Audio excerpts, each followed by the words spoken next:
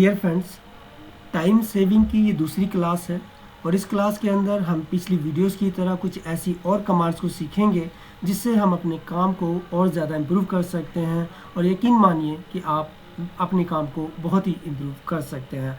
देखिए, mirror command को जितने भी ऑटोकैड पे काम करते हैं सभी लोग जानते हैं, लेकिन उसका तरीका क्या होता है वो कुछ लोगों को पता होता है। आज मैं आपको उसी के बारे में बताऊंगा, उसके साथ कुछ एक दो कमांड्स और बताऊंगा ताकि हम तो आप सभी से निवेदन है कि अगर अभी तक आपने मेरे चैनल को सब्सक्राइब नहीं किया तो प्लीज़ लाइक और सब्सक्राइब ज़रूर कर लीजिए।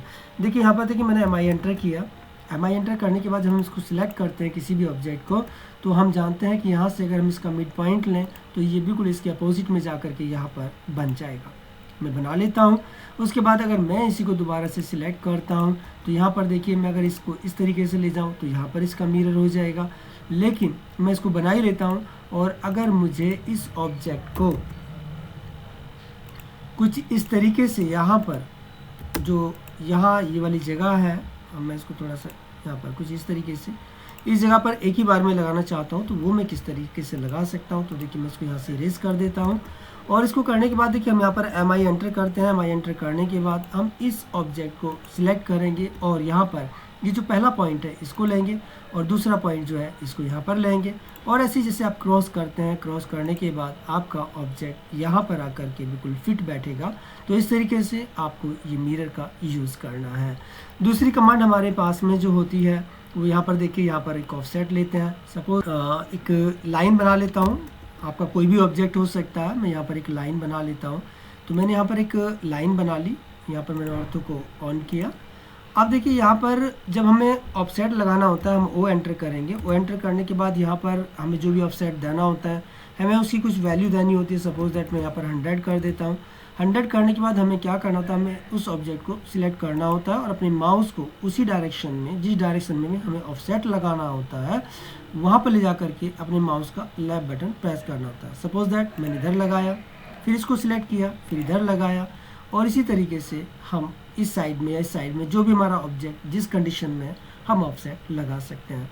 और अगर हमें दोबारा से ऑफसेट लगाना हो तो हम अपने माउस का जो हमारा स्पेस होता है, स्पेस बार को हम दबाएंगे, 2 बार दबाएंगे, हमारी वही कमांड एक्टिव हो जाएगी और हमें हर बार क्या करना होगा, उस ऑब्जेक्ट को सिलेक्ट करना होगा और फिर उसी डायरेक्शन में ऑफसेट लगाना होगा।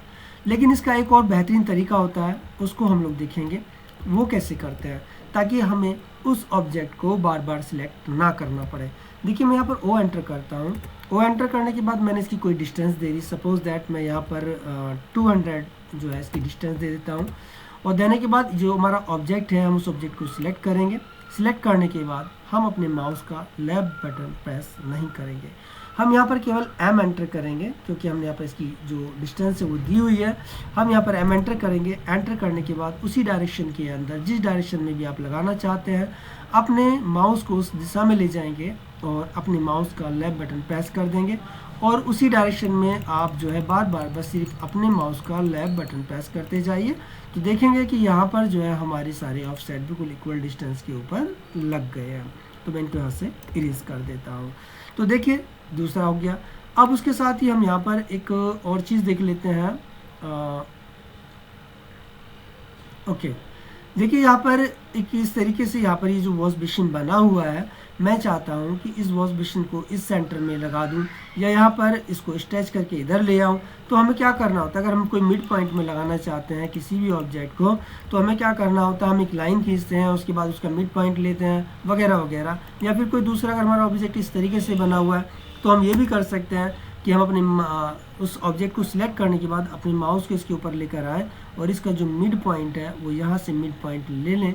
और ये मिड पॉइंट लेने के बाद में देखिए आप जिस जगह भी लगाना चाहते हैं तो उसका भी कोई ना कोई मिड पॉइंट होता है। तो अपने माउस को आपको इस तरीके से ला करके वहाँ पर इसको लेफ्ट बटन से जो है प्रेस करना होगा। तो देखिए यहाँ पर ये इसकी बिल्कुल बीचों बीच आ गया। लेकिन हम चाहते हैं कोई दूसरा तरीका, तो हम यहाँ पे क्या करेंगे, S एंटर करेंगे।